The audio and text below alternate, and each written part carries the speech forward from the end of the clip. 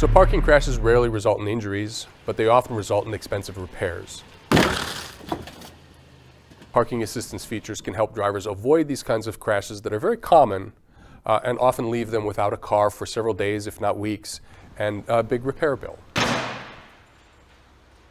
There are a lot of different parking assistance features available on cars today.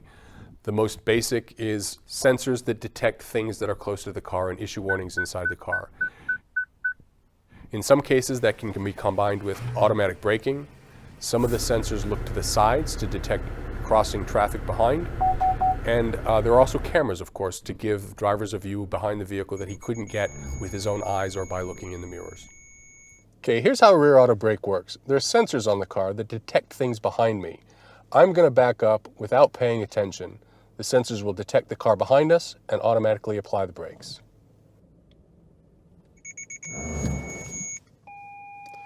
There you have it. I never touched the brakes. The car did all the braking by itself. So the tests that we do to identify effective rear crash prevention systems basically involve backing up the car toward another car or fixed object and measuring how soon the automatic braking intervenes to prevent that crash. The more situations covered by the auto braking, the better the rating. Based on our work that shows that these parking assistance features are indeed helping people avoid being in crashes, we've set up a new consumer information rating program that helps consumers identify those cars that have the features that are going to be most effective at preventing crashes in parking situations.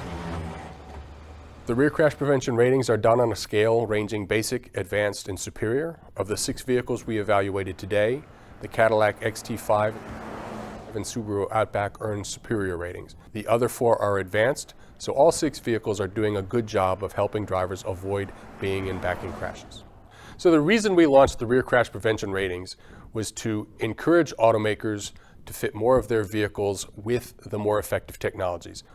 Hopefully in doing that, more consumers will choose them and there will be fewer crashes in parking situations.